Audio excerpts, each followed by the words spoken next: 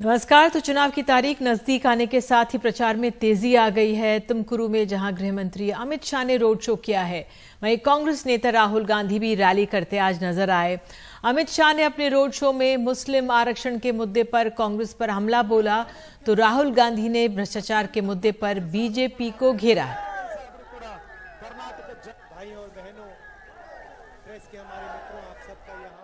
BJP ने MLA को पैसा देकर लोकतंत्र को नष्ट करके कर्नाटक में सरकार चोरी की थी, और पिछले 3 सालों से आप देख रहे हो कि बीजेपी ने कर्नाटक में सिर्फ भ्रष्टाचार किया। जो भी ये काम करते हैं, छोटा से छोटा काम हो, बड़ा काम हो, कर्नाटक की जनता से 40% कमीशन चोरी करते हैं। हमने 4% मुस्लिम रिजर्वेशन, 4% मुस्लिम रिजर्वेशन खत्म कर मुक्तलिका, लिंगायत, एससी और एससी का रिजर्वेशन बढ़ाया है। अगर कांग्रेस पार्टी आई तो ये सारा रिजर्वेशन लेकर फिर से मुस्लिम रिजर्वेशन लाएगी। उधर बेंगलुरु में बीजेपी ने घोषणा पत्र जारी आज कर दिया। अध्यक्ष जेपी नड्डा ने प्रजा ध्वनि के नाम का घोषणा पत्र जारी किया है। इस कार्यक्रम में मुख्यमंत्री बोम्मई बीएस येदियुरप्पा मौजूद रहे। घोषणा पत्र जारी करने से पहले बीजेपी ने जनता के सुझाव मांगे थे। उधर बेल्लारी में राहुल गांधी ने कुछ योजनाओं की गारंटी दी। आइए बीजेपी के घोषणा पत्र और कांग्रेस की गारंटीज पर नजर डालते हैं। चुनाव में आपने बीजेपी की सरकार नहीं चुनी। बीजेपी की सरकार को 40%। तो जो बीजेपी का घोषणा पत्र है उसमें है कि यूनिफॉर्म सिविल कोड लागू करेंगे, हर वार्ड में अटल आहार केंद्र होगा, बीपीएल परिवारों को 3 सिलेंडर मुफ्त दिए जाएंगे, बीपीएल परिवारों को आधा लीटर नंदनी दूध रोजाना दिया जाएगा, 5 लाख रुपए के लोन तक कोई ब्याज नहीं दिया जाएगा, किसानों को बीज के लिए 10,000 दिए जाएंगे, गरीब परिवार को 5 किलो चावल, 5 किलो मोटा अनाज दिया जाएगा।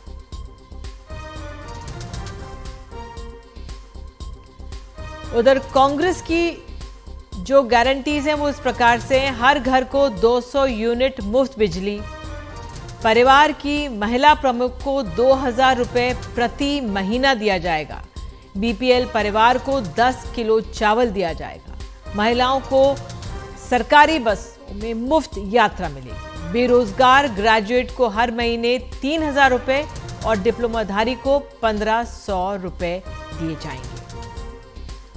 और हमारे सहयोगी अंकित वहां पर मौजूद हैं। उन्होंने कांग्रेस के नेता डीके शिवकुमार से बातचीत की। आइए सुनते हैं। प्रजा प्रणाली यानी जनता का घोषणा पत्र बीजेपी का पार्टी अध्यक्ष जेपी नड्डा ने बेंगलुरु के एक 5 सितारा होटल में जारी किया। कई वायदे किए गए, जिनमें अहम है एनआरसी और यूनिफॉर्म सिविल कोड यानी समान नागरिक संहिता लागू करना, गरीबी रेखा के नीचे रहने वाले परिवारों को साल में 3 कुकिंग गैस सिलेंडर, आधा लीटर दूध रोजाना और 5 किलो अनाज हर महीने। बेंगलुरु को सपनों का नगर बनाया जाएगा, यानी स्टेट कैपिटल रीजन के तौर पर विकसित किया जाएगा। रामनगरा में राम मंदिर को भव्यता और अंजनाद्री पर्वत पर हनुमान जन्म स्थान विकसित करना, बेरोजगारों को रोजगार देना शामिल है। कांग्रेस की झूठ की रेवड़ियों का पर्दाफाश करने के लिए आपको कांग्रेस शासित दूसरे राज्यों की सच्चाई भी लोगों को बतानी होगी। हाल ही में प्रधानमंत्री ने मुफ्त वादों की आलोचना की थी, लेकिन बीजेपी अपनी लोक लुभावन घोषणाओं को जरूरी बता रही है। That what is the difference between freebies and empowerment?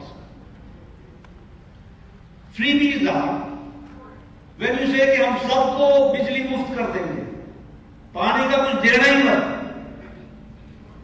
This is freebies.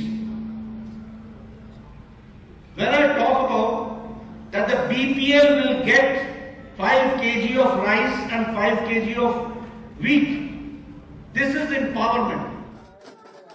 धर्मांतरण रोकथाम और गौ हत्या रोकथाम कानून को बीजेपी ने अपनी उपलब्धि बताया, यानी सांप्रदायिक ध्रुवीकरण को मैनिफेस्टो में काफी अहमियत दी गई है। लिंगायतों की नाराजगी और गुटबाजी की शिकार बीजेपी को अपने मैनिफेस्टो से काफी उम्मीद है। This very good manifesto. ये मैनिफेस्टो बहुत अच्छा है, बहुत सोच समझकर लोगों के लिए बनाया गया है। मुझे उम्मीद है कि हम 135 से 140 सीटें जीत पाएंगे। पिछले लगभग 18 सालों के दौरान कर्नाटका में बीजेपी तकरीबन 10 सालों तक सत्ता में रही और इस दौरान बीजेपी जो न कर पाई है वो सब कुछ अगले 5 सालों में करके दिखाएगी। विजन डॉक्यूमेंट के जरिए बीजेपी ने यह भरोसा कर्नाटका के लोगों को दिया है, जिसमें एनआरसी और यूनिफॉर्म सिविल कोड का लागू किया जाना भी शामिल है। बेंगलुरु से कैमरामैन गोविंद मूर्ति के साथ Nihal Kidwai, NDTV India. The BJP has released their manifesto. When you release your promises, they call them freebies. And today, the BJP is saying 3 gas cylinders. And specifically, they are talking about uniform civil code and other issues. What do you have to say about the BJP manifesto? BJP manifesto has completely failed. They are just talking on 3 cylinders. We are providing 2,000 rupees to every woman, head of the family, so that she can be benefited, because 5 out of 450 in 2,000 she can, every month she can buy a cylinder. She can see that her house can be sorted out. 1,200 unit of free power. For graduates, 3,000 rupees.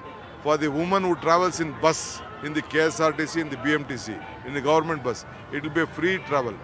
We know the budget, we know the financial strength. We want to help because of the price rise.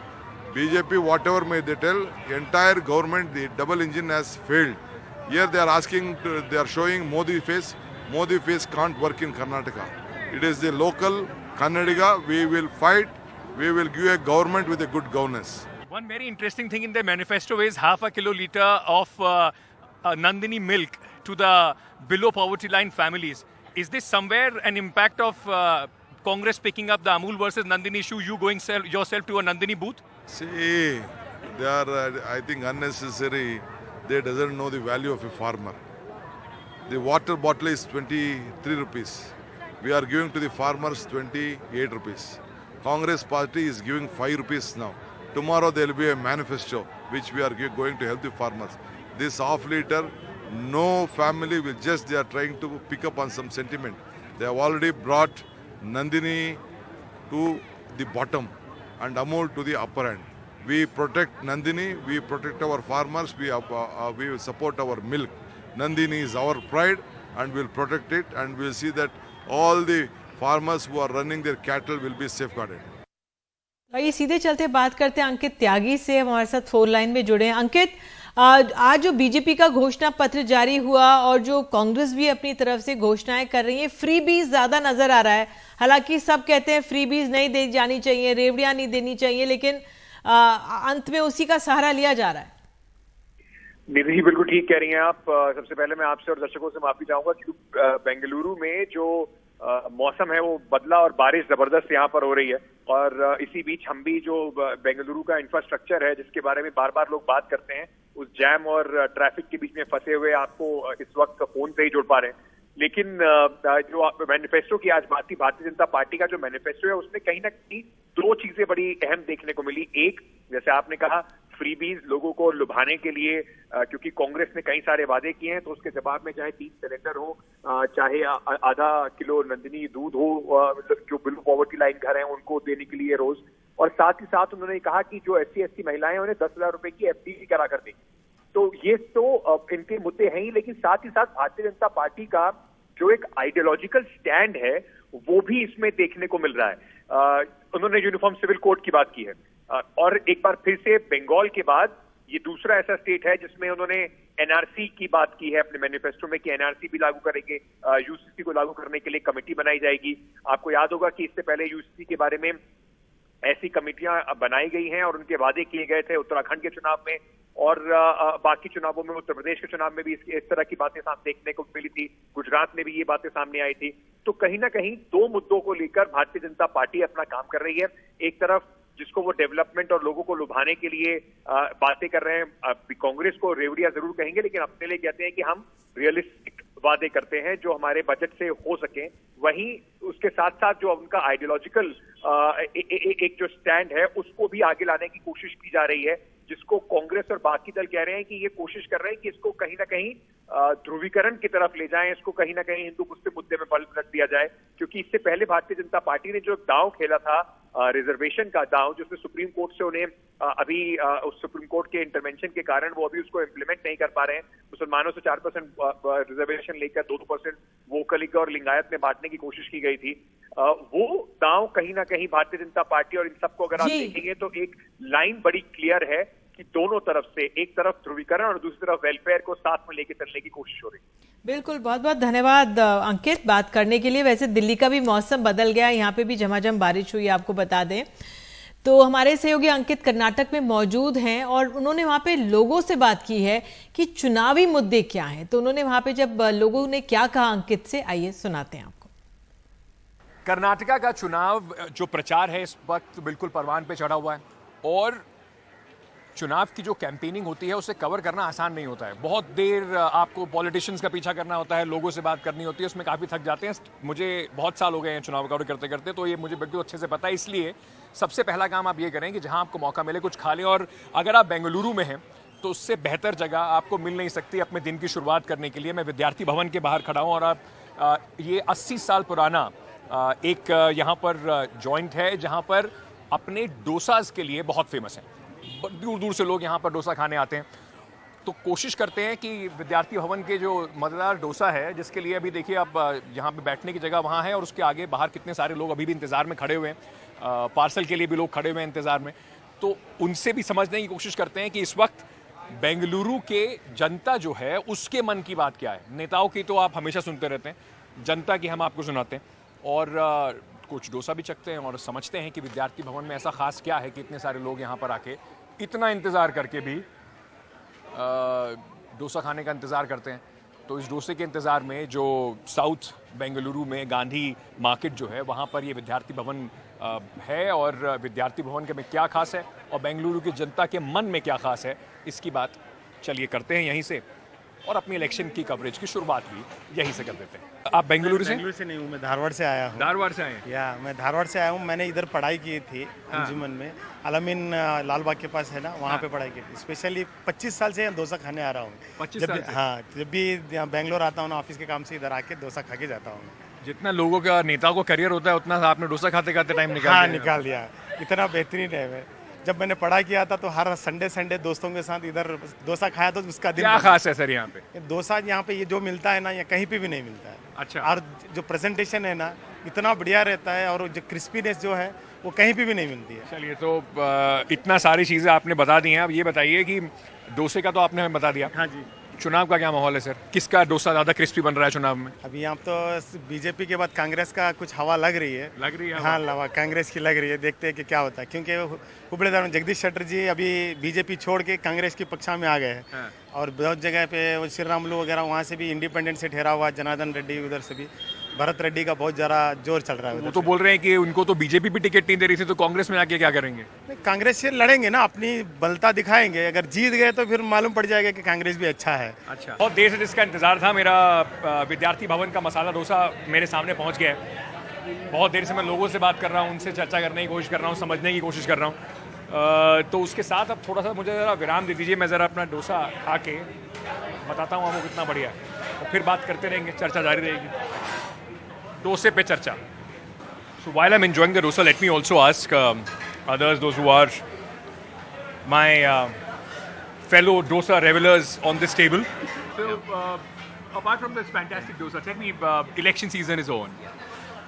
As a concerned Bengalurian, as somebody who has lived in the city for generations, what is on top of your mind this time? I think infrastructure and traffic management, because both of them have gone to dogs, and I think it's high time somebody took it seriously. The roads, footpaths, basic traffic management. We're not asking for anything special.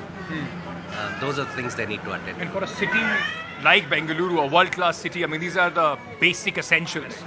So I think they need to focus on that.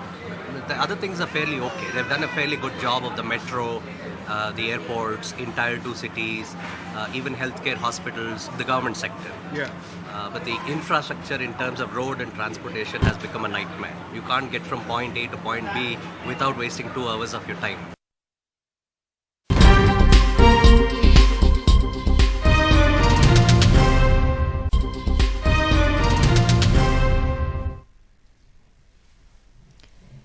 अप्रैल 2023 में GST collection ने इतिहास बनाया है। अप्रैल में GST संग्रह 1,87,00,000 रहा है। एक महीने में अब तक की रिकॉर्ड जीएसटी है ये। इस महीने एक दिन का सबसे ज्यादा जीएसटी संग्रह भी है। 20 अप्रैल को 68,228 करोड़ जीएसटी आई थी। अप्रैल 2022 के मुकाबले 12% बढ़ोतरी हुई है। अप्रैल 2023 में ये था 1,67,00,000 करोड़ जीएसटी संग्रह।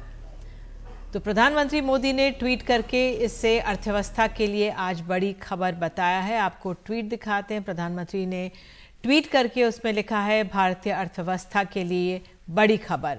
कम टैक्स रेट के बावजूद टैक्स कलेक्शन का बढ़ना ये दिखाता है कि कैसे जीएसटी ने ईमानदारी और अमल को बढ़ाया है।